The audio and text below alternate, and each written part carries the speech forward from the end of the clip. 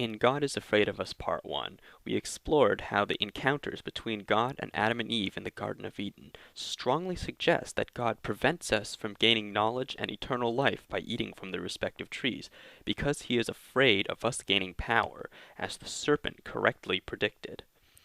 Unfortunately, this theme is consistent throughout the Bible and can also be found in the story of the Tower of Babel. At first, everyone spoke the same language, but after some of them moved from the east and settled in Babylonia, they said, "Let's build a city with a tower that reaches to the sky. We'll use hard bricks and tar instead of stone and mortar. We'll become famous and we won't be scattered all over the world." But when the Lord came down to look at the city and the tower, he said, "These people are working together because they all speak the same language. This is just the beginning. Soon they will be able to do anything they want. Come on, let's go down and confuse them by making them speak different languages. Then they won't be able to understand each other." So the people had to stop building the city because the Lord confused their language and scattered them all over the earth. That's how the city of Babel got its name. So this story is simple enough. God sees a problem in that a group of humans are constructing an enormous tower. God realizes that because of their unity, they can do anything they want. This is clearly unacceptable to God, who destroys their language to halt the production of the offending structure. Of course, in their never-ending quest to defend the Bible against all attacks by jumping through mental hula hoops, some apologists, such as DJan2116, pictured here, claim that God was not afraid of us gaining power, but rather, he was afraid of us slaughtering each other and committing sins. There are at least two reasons why the fear that God has in this passage is more related to power than it is to a lack of morality. The first reason is the wording itself of the phrase in Genesis 11:6. The version that I quoted previously read, "This is just the beginning. Soon they will be able to do anything they want." Another version in the New King James Version reads, "Indeed the people are one, and they all have one language, and this is what they begin to do. Now nothing that they propose to do will be withheld from them."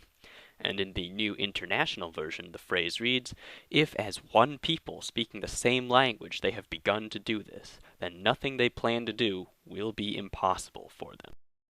Now, in my opinion, the wording of these phrases strongly suggests that God is afraid of a physical power that the humans would have, rather than a potential to behave immorally. Imagine for a moment that Dejan's interpretation were correct. How could the Bible have been rewritten to make his position more clear? It could have said, "If they are one people speaking the same language, and they complete this enormous monument, then they will become arrogant and immoral, seeing no reason to defer to my higher authority." Indeed, I could have written a better and more concise version of this passage if Dejan's interpretation were correct. Given that God is supposed to be all-powerful, this highly discredits Dejan's interpretation. The other problem with the apologist interpretation of this story is that it is completely ignorant of the context in the first few phrases of the story. Dejan claims that when God says he was afraid humans would be able to do anything, he meant to say that he was afraid they would be able to do anything immoral. Dejan finds no reason to believe that humans had any kind of power that God was afraid of. Those themes are mysteriously absent from the story. There is no mention of the humans slaughtering each other, rather they were working together, united towards a common purpose. There is no mention of the humans committing evil, rather they were building a giant tower so that they may not be separated and scattered all over the world. To anyone who has not euthanized his ability to think in the dogmatism of Christian apology, the conclusion here is obvious. A bunch of humans had built a tower that extended to the sky, or as some versions quite tellingly put it, that extended to the heavens. God feared that this would make them far too powerful. In fact, he feared that they would become nearly invincible. Upset and frightened by this sudden usurpation of his power by a group of human beings, God came down and took immediate and decisive action, scattering and confusing us such that we may not be able to work together towards a common purpose. The conclusion is inescapable, but it is also empowering. God is afraid of human unity.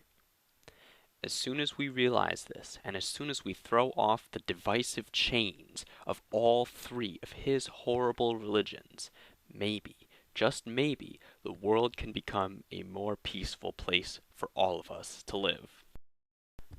The implications of God's devastatingly successful crusade to sow division around the world such that we may not be able to work together and become so powerful will be discussed in the next section.